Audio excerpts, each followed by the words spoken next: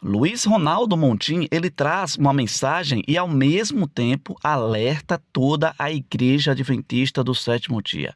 A mensagem que foi compartilhada é raízes espirituais do endividamento financeiro. Não sai desse vídeo por nada. É importante você ficar nele, tá bom? Que Deus te abençoe. Não esquece de se inscrever aqui no canal, deixar o teu like para que este vídeo alcance mais pessoas. Presta bem atenção. Romanos 13, de 7 a 8. Nós temos aqui no monitor, o texto diz o seguinte: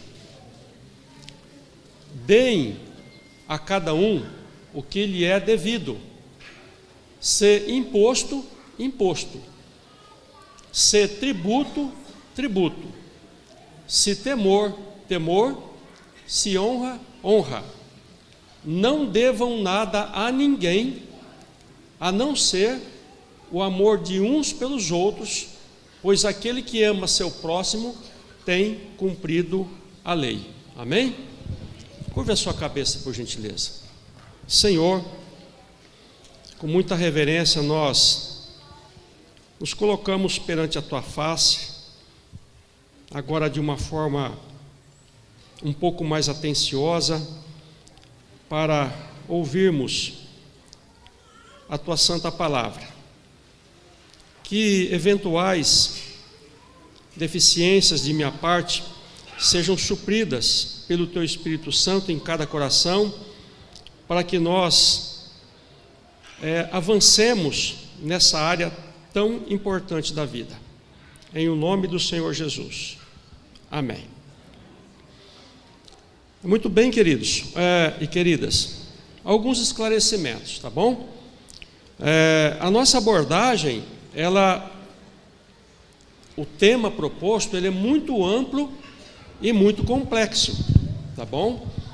E é evidente que com essa amplitude toda, vão ficar lacunas, porque não é possível em um sermão você explorar todas as vertentes que existem no assunto, tá? Mas nós queremos fixar alguns pontos importantes nesta manhã a respeito da temática proposta, tá bom? Evidentemente, o nosso foco aqui não é sobre gestão financeira, mas nós queremos colocar um olhar bíblico sobre a questão do endividamento. E assim nós queremos, de uma certa forma, rever os nossos comportamentos referente à questão financeira, tendo por referência aquilo que é o ideal, aquilo que é o certo. Por que nós estamos falando isso aqui? Porque a gente sabe que no dia a dia da vida, a realidade da vida, ela é muito dura, e algumas coisas que vocês ouvirão aqui, vocês vão falar assim, mas isso está difícil para mim. Então, a proposta é o seguinte, que nós naveguemos pelo mapa da certeza daquilo que é o correto. E as contingências da vida de cada um, então fica por conta de vocês na luta diária, tentar corrigir isso ou administrar melhor essa situação. Ok? E nós vamos seguir a seguinte trajetória para a gente não se perder, tá? Inicialmente nós vamos fazer uma breve abordagem social do problema, bem curta mesmo. Depois dessa abordagem social nós vamos falar um pouco sobre a teologia bíblica da dívida e finalmente a respeito de alguns cuidados, ou seja, alguns comportamentos que nós precisamos ter para, tanto quanto possível, evitarmos o endividamento. Então vamos começar na questão social. Olha a situação atual. Esses dados aí estão em Serasa, as federações comerciais, jornais e tudo mais. Os dados são aproximados, tá? Não é exatamente 80%, é 79% alguma coisa.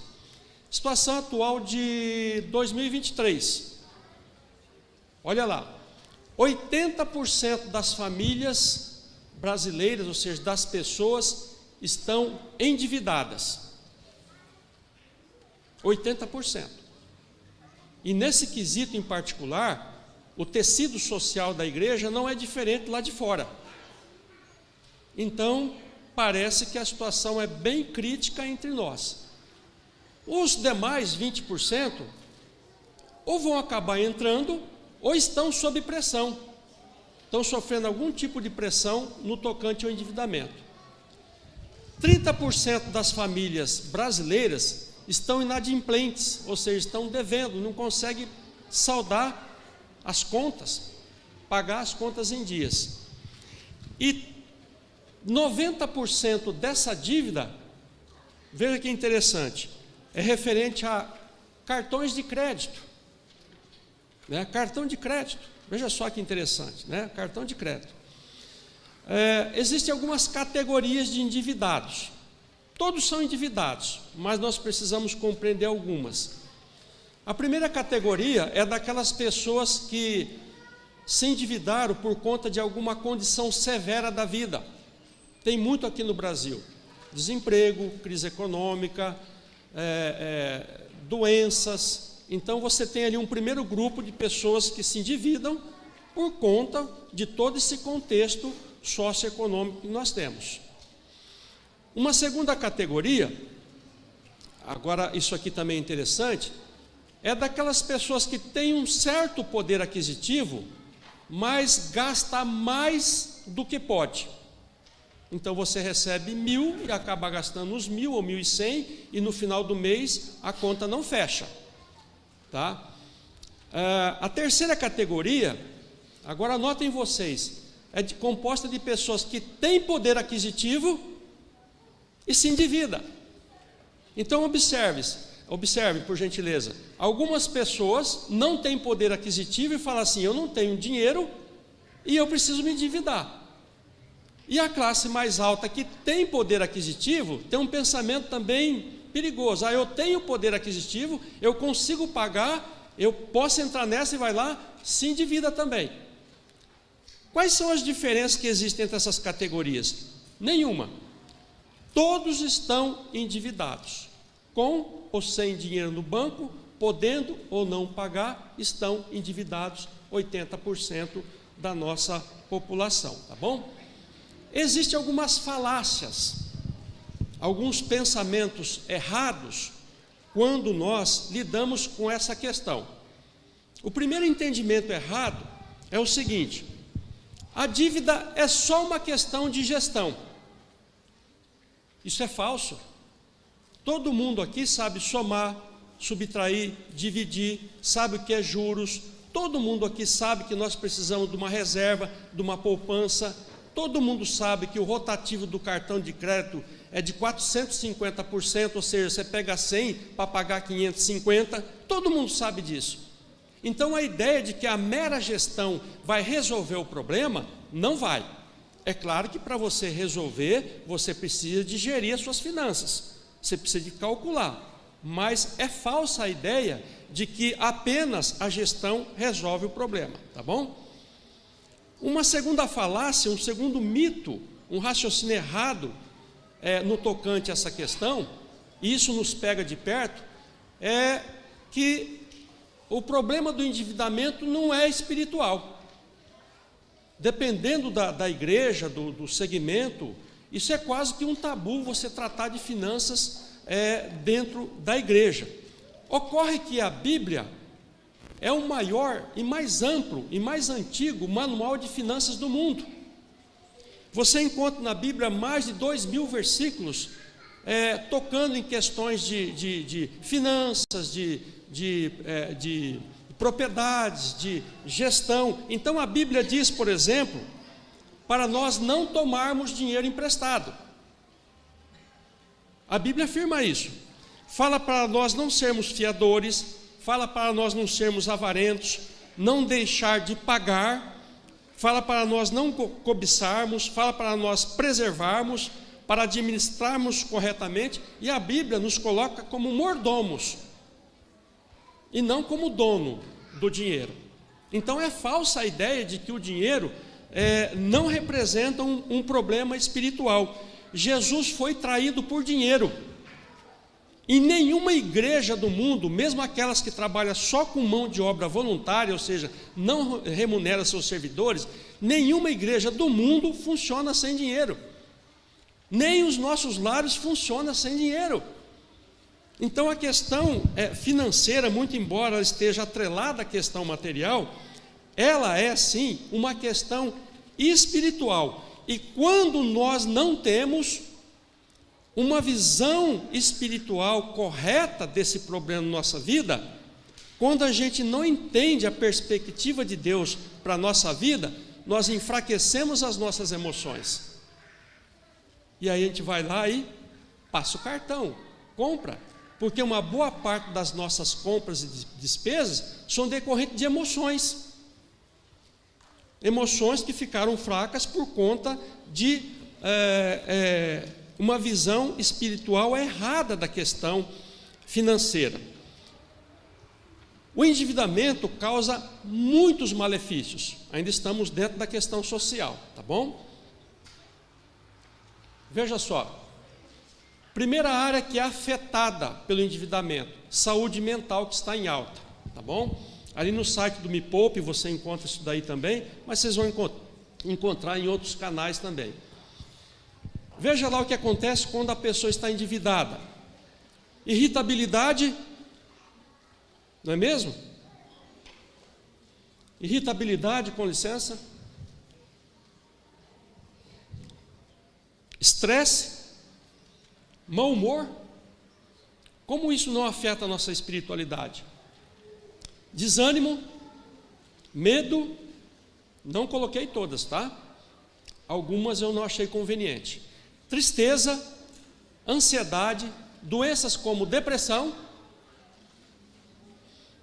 aumento ou perda do apetite, alterações do sono, insônia, sentimentos de incapacidade, sentimentos de culpa, sentimentos de vergonha e queda da autoestima, na área da saúde mental. Na área patrimonial, dos bens que você dispõe, um endividamento muito longo causa um empobrecimento da tua estrutura. Se você ficar anos pagando dívida, no final daquele período, o seu patrimônio vai estar dilapidado, vai estar quase que destruído.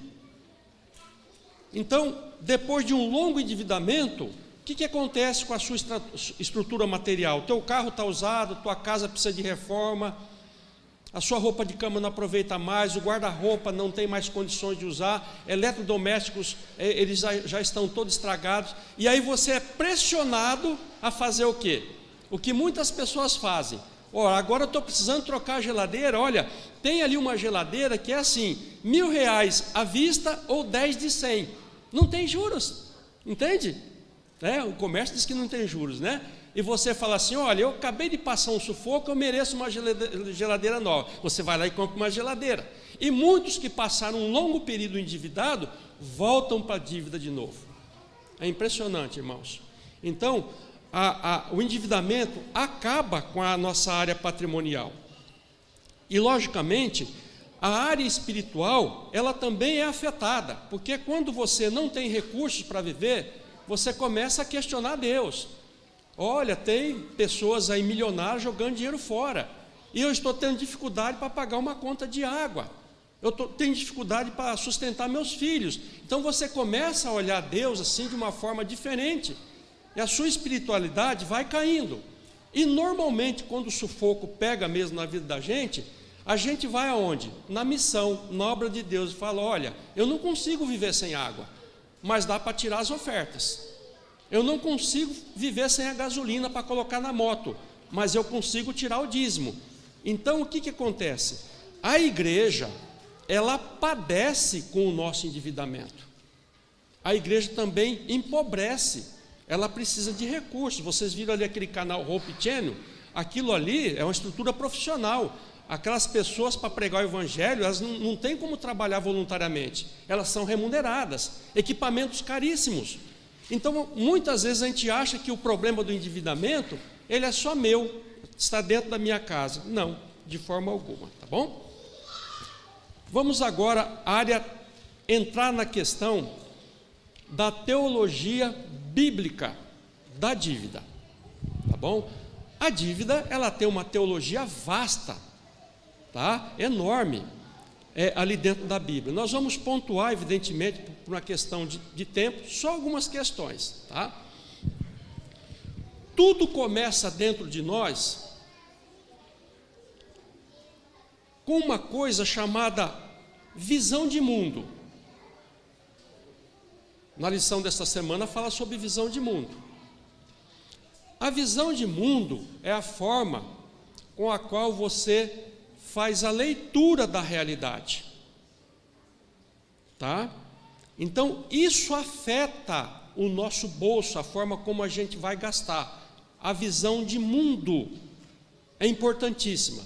Eu vou apresentar para vocês a visão de mundo correta que a Bíblia passa para nós. Eu vou ler, não precisa procurar na Bíblia. Está em 1 Pedro 2,11. A Bíblia diz o seguinte: amados, insisto em que, como estrangeiros e peregrinos no mundo, vocês se abstenham dos desejos carnais que guerreiam contra a alma. Então a Bíblia nos chama de peregrinos e forasteiros neste mundo. Nós não somos pessoas fixadas no mundo. No Salmos 90.10, versículo 10, o texto sagrado revela o seguinte: a vida passa depressa e nós voamos. Essa perspectiva de que nós estamos aqui temporariamente, ela já seria o suficiente para a gente se desmaterializar desse mundo. Vocês estão compreendendo como que a visão de mundo é importante? Agora eu vou passar uma visão de mundo errada, tá? Errada. Está em 1 João 2, de 15 a 16. Não amem o mundo, nem o que nele há. A cobiça dos olhos e a ostentação dos bens não provém do Pai, mas do mundo. Qual é a visão de mundo errada que está aqui? Amar o mundo, desejar o que está no mundo, cobiçar o que está no mundo, ostentar as coisas do mundo. Quando nós deixamos a perspectiva espiritual da vida, quando nós abandonamos a perspectiva espiritual da vida, automaticamente entra a perspectiva material, mesmo você não querendo. Observe ali, Adão e Eva estavam na presença de Deus com toda a perspectiva espiritual completa. No momento em que eles negaram, pelo pecado, a presença de Deus, o que eles foram fazer?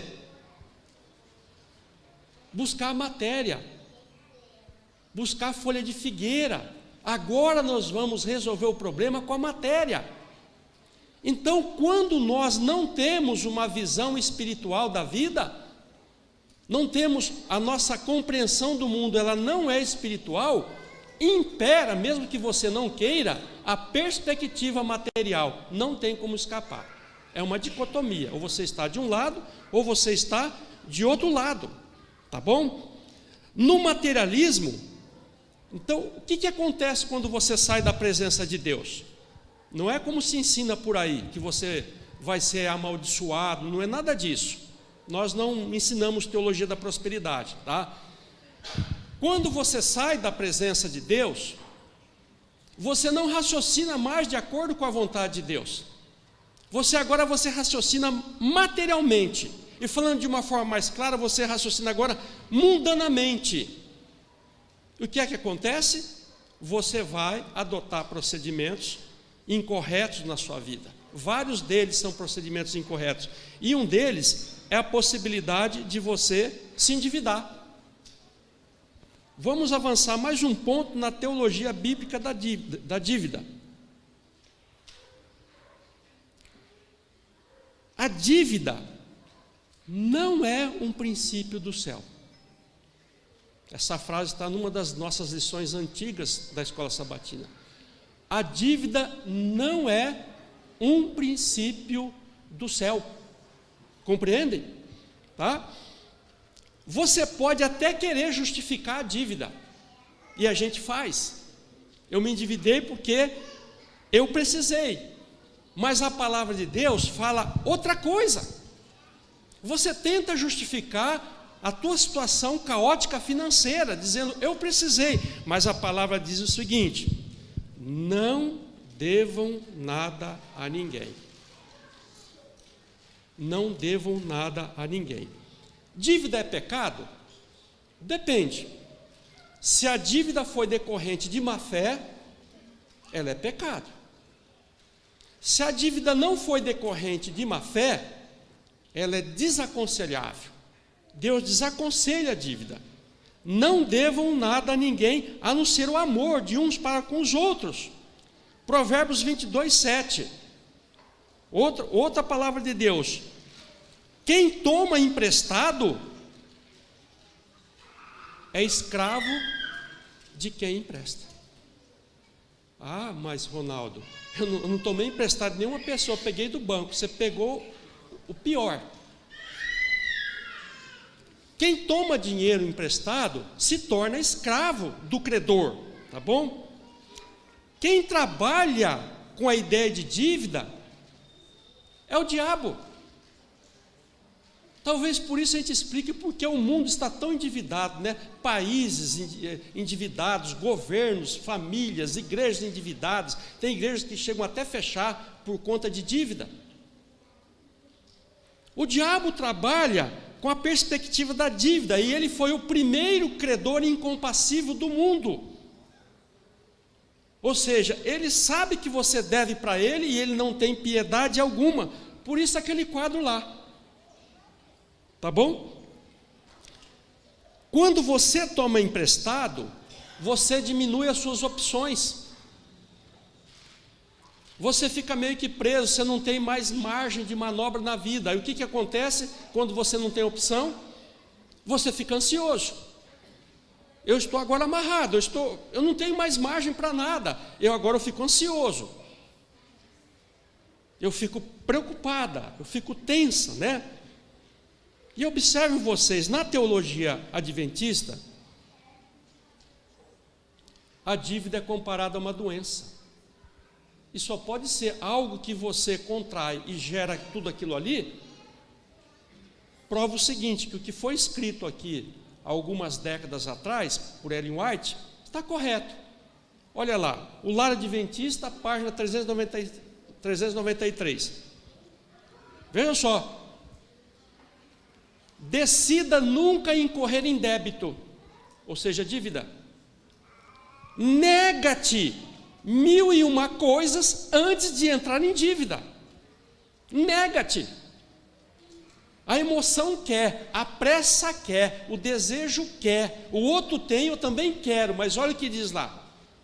Nega-te 1001 coisas antes de entrar em dívida. Essa tem sido a maldição, entrar em dívida. Evita como evitarias a varíola. Entra na internet, procura sobre a varíola para vocês verem que doença horrorosa. Tá bom? Então, na teologia adventista, ela é considerada equiparada a uma doença. Então, resumindo, não existe dívida boa. A dívida, ela é ruim espiritualmente. E por que nós estamos falando que não existe dívida boa? Porque eu já vi algumas coisas, até em pregações, falando assim: se for para Deus, você pode se endividar. Pegue a palavra de Deus e mostre um versículo no qual Deus mandou você se endividar por ele. Deus não precisa do nosso dinheiro. Quem precisa do nosso dinheiro somos nós mesmos. Como que o Deus do ouro e da prata vai mandar você se endividar para atender algum interesse divino? Isso está absolutamente errado. Um terceiro ponto dentro da teologia bíblica da dívida é o princípio do contentamento, que a gente esqueceu. A gente vive descontente, vive insatisfeito. E para a gente falar do princípio do contentamento, nós vamos então falar primeiramente do princípio do descontentamento, que está dentro de nós. Então vamos lá. O descontente nunca está satisfeito.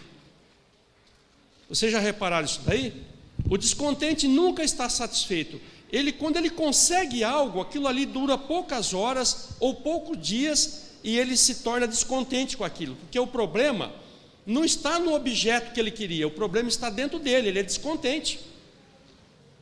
Então o descontente, ele nunca fica satisfeito. Eclesiastes 5:10 fala assim: quem ama as riquezas jamais ficará satisfeito. Jamais ficará satisfeito. Um segundo ponto, dentro do princípio do descontentamento, é que nós gastamos dinheiro com necessidades imaginárias. Necessidades imaginárias. Principalmente decorrente de propaganda e marketing. Eu não estou falando mal nem da propaganda e nem do marketing. Eu estou dizendo o que é que isso faz na nossa vida. Então nós somos, muitas vezes, impelidos por isso. Vou dar um exemplo. Há uns 10, 15 anos atrás, o discurso que existia na nossa sociedade é o seguinte: olha, toda família precisa de um sedã. Os mais velhos lembram disso daí. Toda família precisa de um sedã. Depois isso foi deixado meio de lado, entrou outro discurso. Toda família precisa de um SUV, que é um carro maior, você paga mais nele, ele gasta mais combustível, o pneu é maior, tudo mais caro. O carro encareceu. Você agora precisa de um SUV. Só que agora esse discurso também já foi deixado de lado. Agora você precisa de um carro elétrico para salvar o planeta. E tem um monte de gente que já não está nem dormindo porque quer um carro elétrico. Vai comprar um carro elétrico, vai pagar 50% a mais, no final de um certo período de uso, que vai ser muito pouco, ele vai valer 50% a menos do que vale um carro a combustão. E o discurso é: você precisa salvar o planeta. Tá certo? A palavra de Deus diz o seguinte: por que gastais o dinheiro naquilo que não é pão? A palavra diz aqui, Isaías 55, verso 2, por que nós gastamos dinheiro com coisas que não são necessárias? O descontente, ele não consegue se adaptar às circunstâncias da vida. Veja o apóstolo Paulo em Filipenses 4:12, o que ele diz. Um exemplo: aprendi o segredo de viver contente em toda e qualquer situação, na fartura ou na fome, na necessidade ou na abundância. Então ele conseguiu aprender a viver contente. Na vida é assim, queridos. Existem fases da vida que você anda em cima do tapete vermelho. Os mais velhos sabem disso. E existem fases nas quais você anda em cima da lama. E às vezes a trajetória é longa. O descontente, ele se revolta contra isso, porque o dia que ele tem que pisar na lama, ele não aceita. A Bíblia ensina, nós seguimos o exemplo do apóstolo Paulo. Olha, eu estou contente, porque a minha felicidade não está nas coisas materiais deste mundo. Ela não é naquilo que eu tenho, não é na conta bancária, mas é em Deus. Eu aguardo a volta de Cristo, eu aguardo o dia em que o Senhor voltará a este mundo e vai acabar com toda essa materialização e nós vamos herdar a vida eterna. O princípio do contentamento é uma bênção para nós. Veja o que ele diz: contente-se com o que vocês têm. Não sou eu que falo isso aí, quem me dera, né, ter condições de falar isso para vocês. A palavra de Deus: contente-se com o que vocês têm. Contente-se. Às vezes, irmãos, às vezes, ter mais significa maldição. Sabia? Vocês conhecem aquela história de irmãos ou irmãs que assim que melhorou de vida fizeram o quê? Saíram da igreja. Contente-se com o que vocês têm, porque Deus mesmo disse: nunca o deixarei, nunca o abandonarei. Tá certo? Um dos maiores tormentos que nós temos atualmente, tá? Devido ao mau uso, são as redes sociais. As redes sociais estão atormentando as famílias. E todo mundo sabe que rede social é fumaça, né? é filtro. Na vida real não é daquele jeito, né? Na vida real ali a coisa, ó, está quebrando, está arrebentando tudo, mas a pessoa vai lá e coloca uma imagem bonita, uma fumaça, uma neblina. Mas o que acontece? Muitas pessoas vendo essa fumaça, essa neblina, elas fazem comparações e falam assim: eu estou ficando para trás, eu preciso me equiparar. Eu não posso ficar, eu também preciso ir lá mostrar que eu tenho alguma coisa. E a ideia que a gente tem de ostentação é a seguinte: ostentação é aquela pessoa muito rica que esbanja o dinheiro, né? Mas quando você não tem o dinheiro e você compra só para mostrar, você também está ostentando. Ok? Muito bem. Vamos agora falar de alguns cuidados que a vida financeira e patrimonial requer, tá? Olha, rico ou pobre, com licença novamente. Rico ou pobre, endividado ou não, se você quiser preservar as suas finanças ou sair do endividamento, você vai precisar de alguns cuidados. Alguns cuidados na vida. Primeiro cuidado, mais elementar e básico, é o básico do básico, é o zero. Você precisa preservar aquilo que você já possui. Compreende? A ideia mais básica do não endividamento é a preservação. Essa orientação, ela vem de Deus, quando o homem e a mulher foram colocados lá no paraíso. Então, em Gênesis 2,15 diz o seguinte: o Senhor Deus colocou o homem no jardim do Éden para cuidar dele e cultivá-lo. Isso parece até sem sentido, já que se trata um paraíso, mas por que eu tenho que cuidar disso aqui? Compreende? Essa ideia de preservar o que você tem, ela está em toda a Bíblia. E a ideia de você cuidar daquilo que você tem, como no caso aqui cuidar dele, tem o seguinte sentido: preservação. Preservar o que você tem. Ronaldo, eu só tenho uma bicicleta. Preserve a bicicleta. Eu só tenho uma casa pobre. Preserve essa casa. Pode ser que você não consiga outra.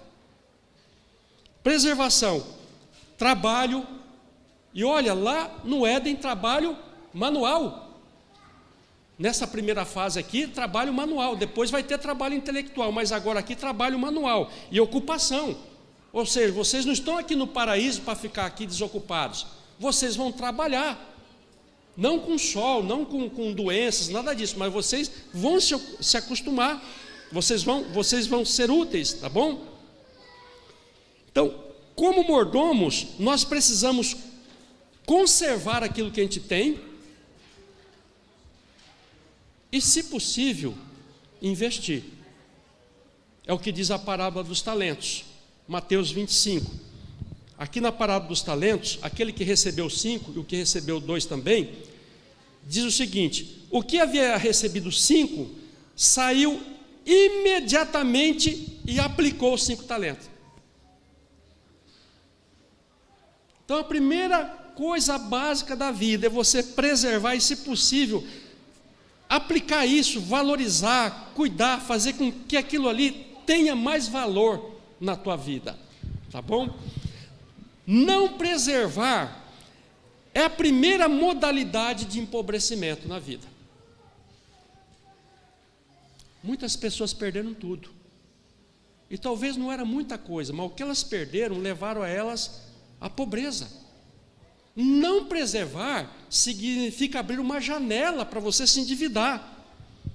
Quando você cuida daquilo que Deus coloca nas tuas mãos, você dá mais valor para aquilo ali. E quando você dá mais valor, você é mais grato a Deus pelas coisas que você tem. Você não é um insatisfeito na vida. Compreenderam? Então esse cuidado na vida, de cuidar daquilo que você tem, de zelar por aquilo que o Senhor te deu, em vez de você ficar olhando lá para o outro, achando que o do outro é melhor, é maior, você pega aquilo que é teu, em nome do Senhor Jesus, e fala assim: Senhor, eu não estou insatisfeito com o Senhor, e nem com a vida, eu vou cuidar disso aqui. Toda riqueza, ela tem duas fontes, ou ela vem da mão de Deus, ou ela vem do diabo. Tem muita gente rica porque o dinheiro veio do diabo.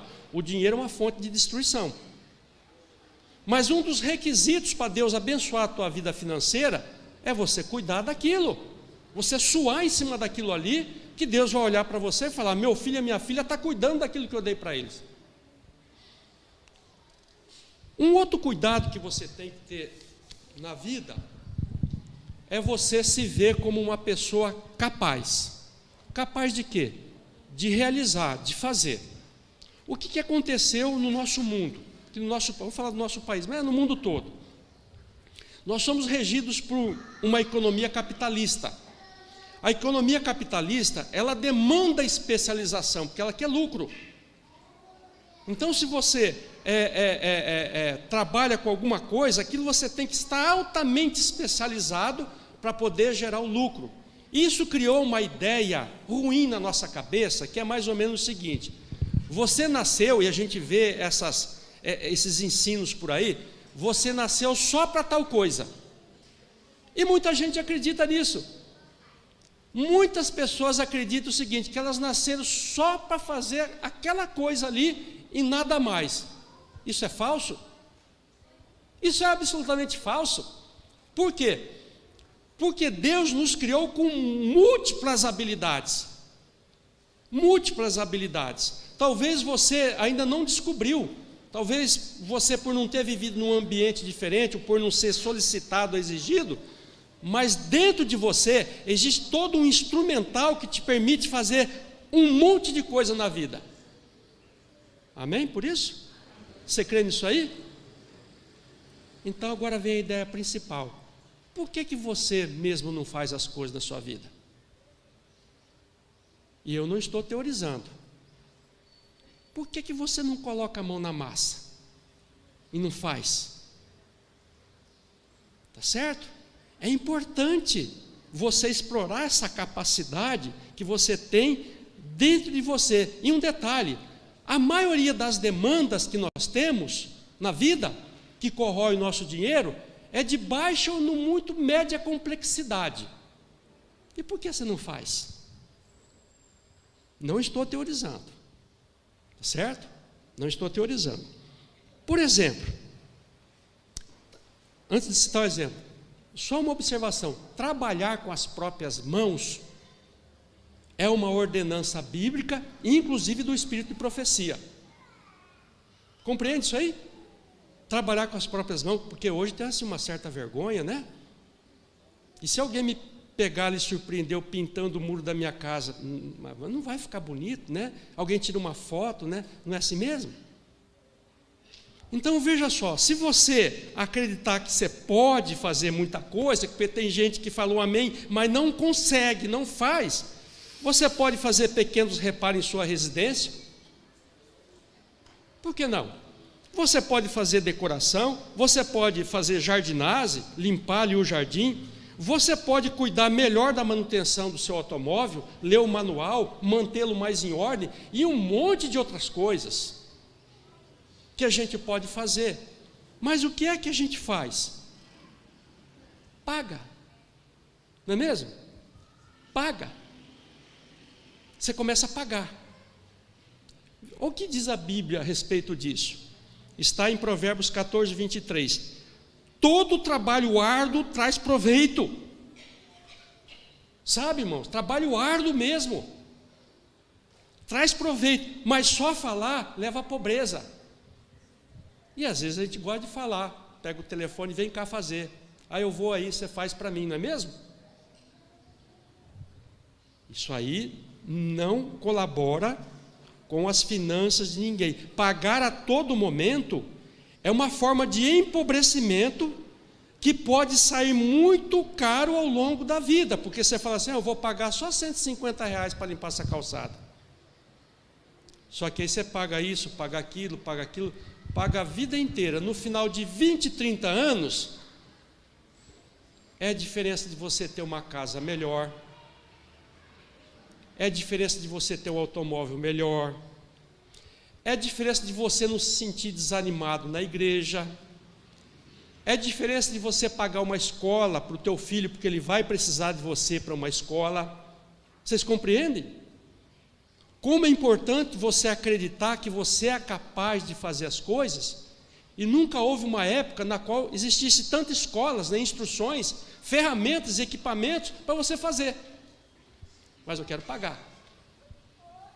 E esse negócio de pagar leva ao empobrecimento. O melhor dinheiro do mundo, queridos e queridas. Sabe qual é o melhor dinheiro do mundo? Independente da quantidade, se for 1.000, 10.000, é aquele que está no teu bolso. O dinheiro que está no teu bolso é o melhor dinheiro do mundo. Quando ele sai do teu bolso, ele já deixou de ser o melhor. Portanto, a gente precisa pensar bem o que é que nós fazemos com o dinheiro. Uma outra preocupação, principalmente para os dias de hoje, é que a nossa vida, ela requer planejamento. Ela requer planejamento. Com essa complexidade que se tornou a sociedade, com essas demandas enormes, com essa instabilidade, mais do que nunca a gente precisa de planejamento para nós termos a nossa questão financeira e patrimonial bem conduzida. Cada etapa da vida requer um empreendimento. Você consegue enxergar isso aí? Os empreendimentos que eu tenho agora com a minha idade não são os mesmos de quando eu tinha 30 anos atrás. E não serão os mesmos daqui 10, 15 anos se eu estiver vivo. Cada etapa da vida requer um empreendimento. E cada empreendimento requer planejamento. Veja o que Jesus disse aos seus discípulos. Qual de vós?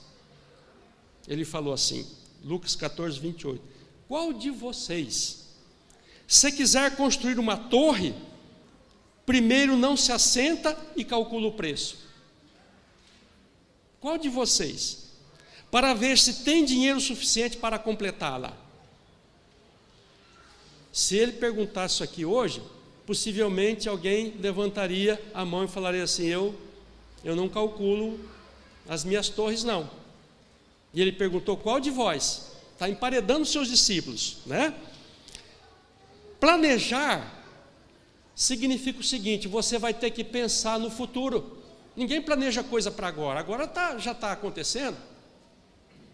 Você vai ter que pensar no futuro, você vai ter que fazer algum tipo de cálculo, e você vai ter que usar, vou usar aqui uma linguagem comum, você vai ter que traçar uma estratégia para você alcançar aquilo.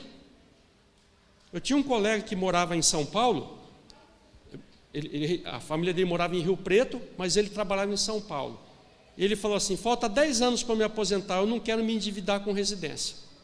Acredite, ele construiu a casa dele viajando de moto de São Paulo para Rio Preto, trabalhando, ele não é adventista, trabalhando sábado, domingo, feriadão, férias, dispensa, com a ajuda de um, com a ajuda de outro. Quando deu o tempo dele se aposentar, a casa dele estava lá. Viajava de moto para não gastar gasolina nem pagar pedágio.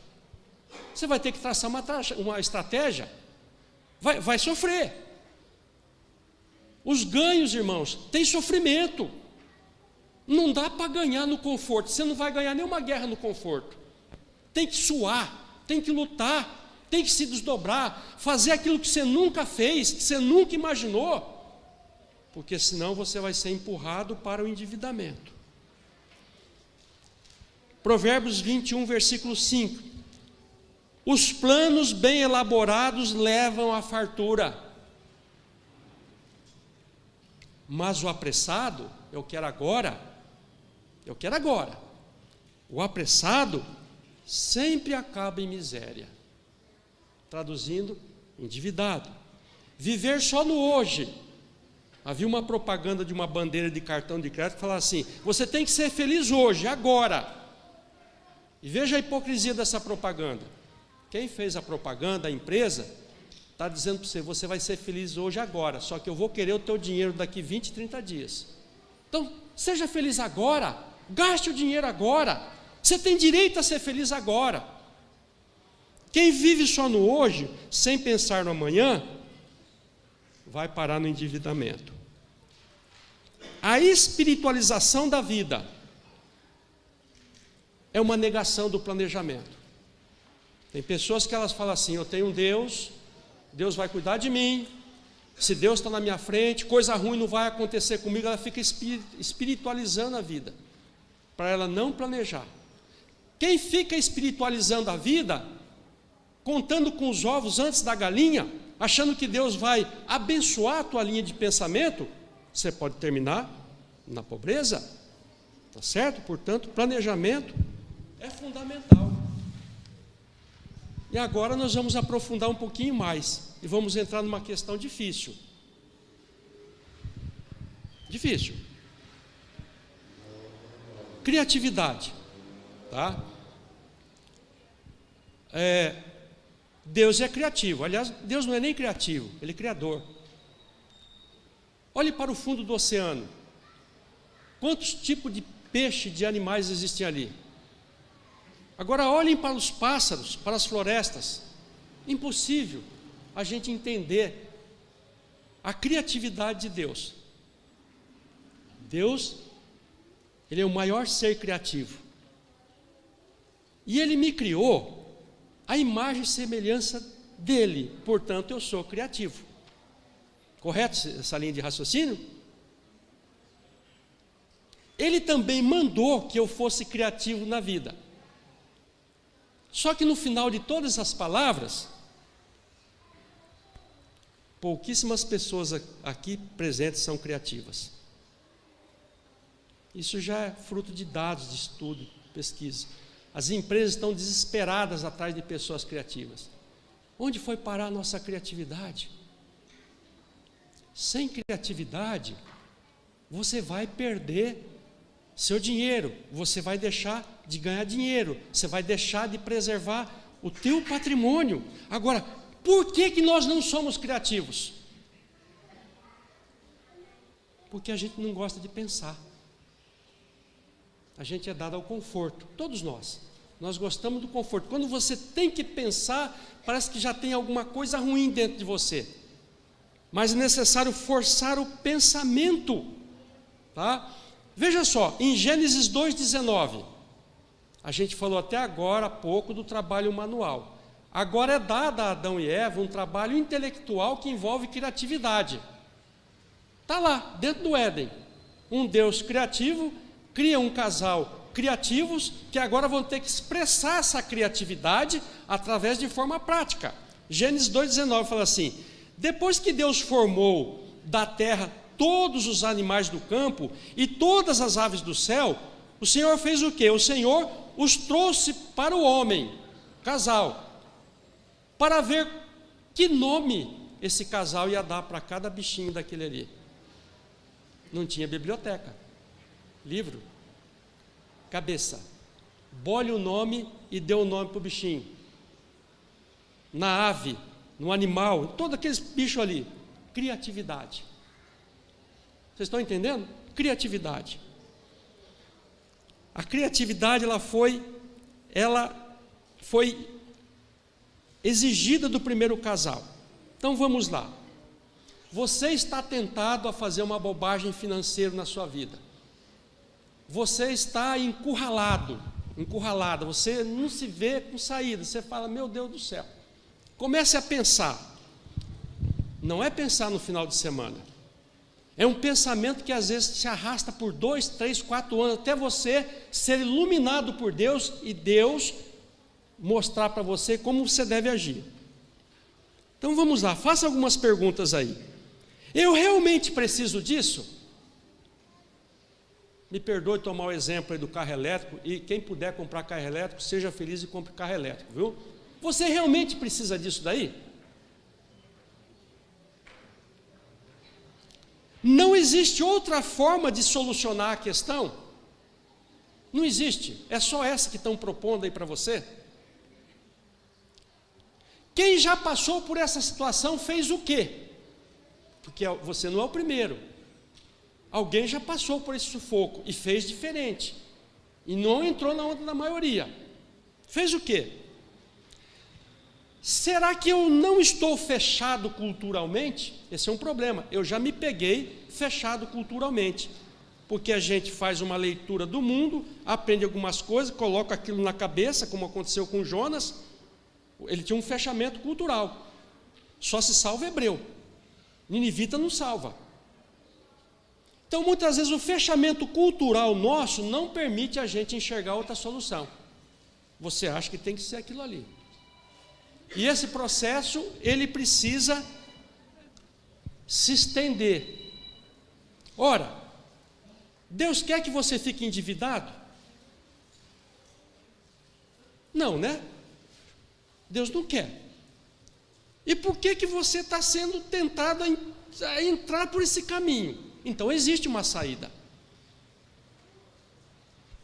Existe uma saída. A Bíblia ensina que sempre que a gente está sendo tentado a alguma coisa, Deus providencia um escape. Não é fácil, mas existe. Tá bom? Em Romanos capítulo 12, versículo 2, nós normalmente fazemos uma leitura desse versículo na questão do pecado. Mas esse versículo não é somente para a questão do pecado. Ali diz o seguinte: não se amoldem ao padrão do mundo, porque o mundo quer colocar um padrãozinho em cima de você, tem que ser assim, você tem que fazer desse jeito. E o texto continua dizendo: mas transformai-vos pela renovação da sua mente, da vossa mente, para que vocês conheçam qual é a vontade de Deus, a boa e agradável vontade de Deus. Se você não renovar a sua mente, se você não colocar essa cabeça criativa para funcionar, você vai pelo caminho do conforto. Deixa aí que eu assino. Fala para a mulher que vai na padaria, quando chega em casa tem um contrato lá de 20 anos assinado. Não é assim? É? Pense, se Deus não aconselha a dívida, qual é a solução para o meu caso? Ore a Deus. Entra no quarto, chora, fala: Senhor, eu estou enrolado, eu preciso sair disso, eu quero uma solução, não quero assinar contrato de 20 anos, não quero nada disso, eu quero sair dessa situação. Leia a Bíblia, leia a palavra, acredite na palavra, leia a palavra não fala tal coisa, acredite nela, a palavra está certa, eu estou errado. Deus vai iluminar teu caminho. Deus vai iluminar teu caminho, para você evitar essa angústia, esse desespero que se tornou a dívida em nossas vidas, tá bom? Não ser criativo no mundo atual significa perder muito dinheiro praticando aquilo que todo mundo sempre faz, o mesmo.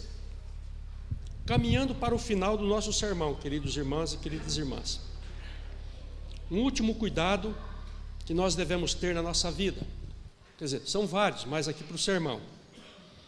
Eu vou falar isso aqui pautado na Bíblia, vou falar com educação e com carinho para vocês, e vocês vão me compreender. É um santo conselho que vem dos céus. Sabe qual que é?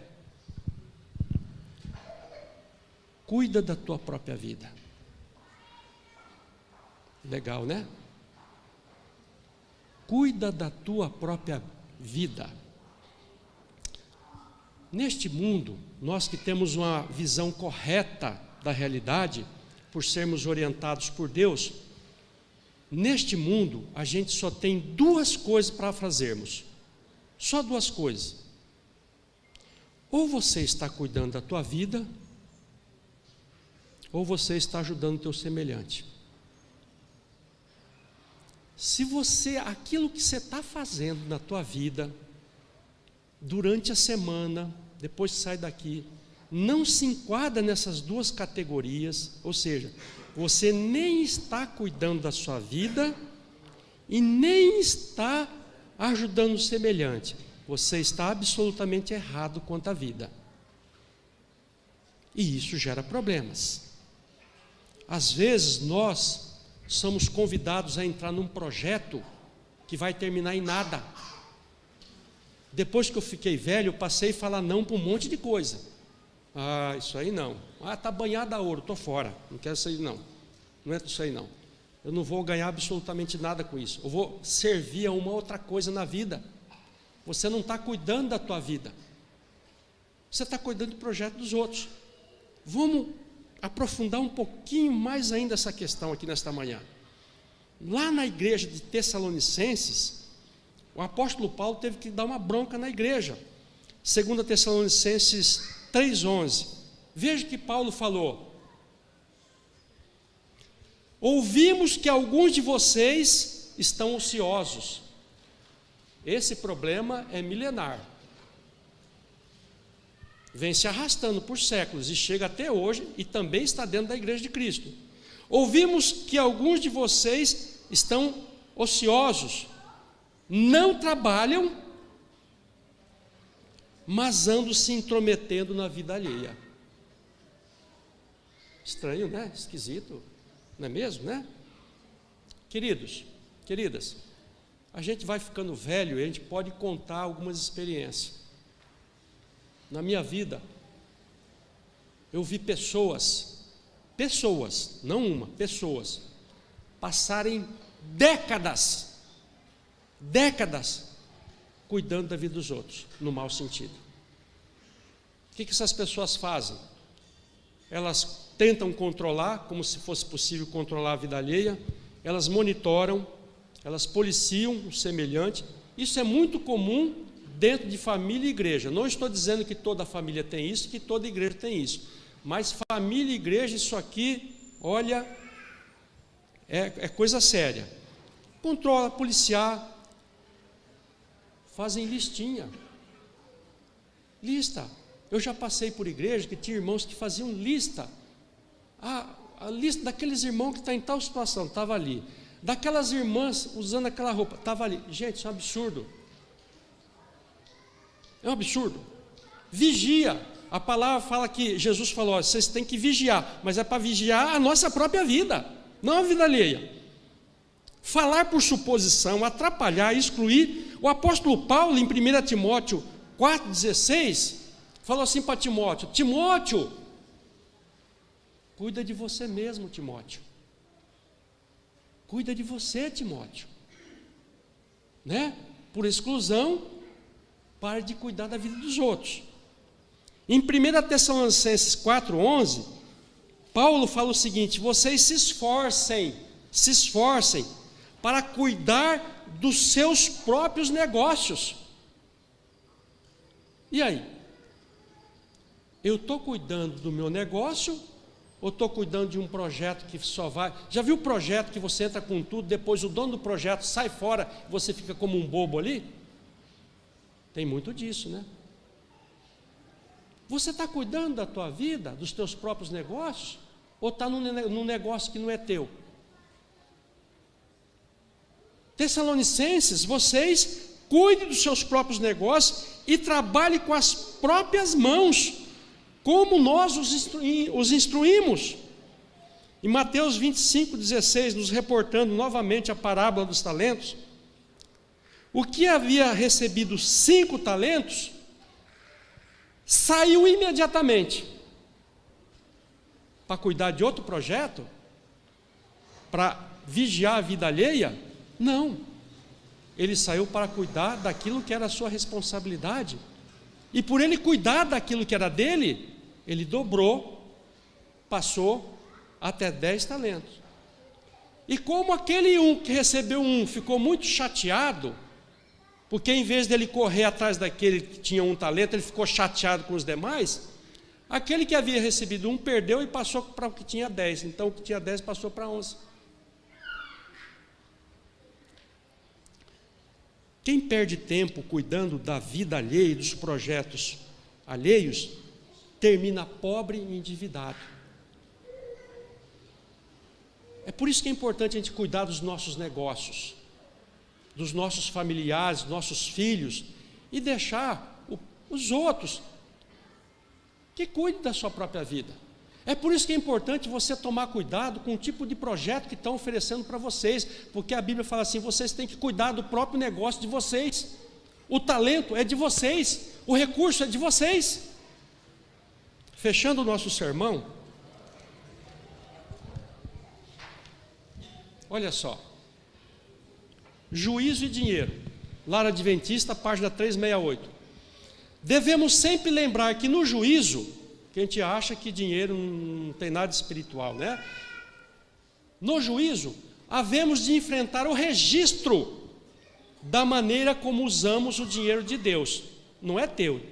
Sabe aquele dinheirinho que está na tua conta? Não é teu, é de Deus. A gente acha que é nosso, é de Deus. Grande parte é usada na satisfação própria, no próprio interesse, e que não produz nenhum bem real, mas apenas o dano positivo, ou seja, é certeza que vai produzir o dano.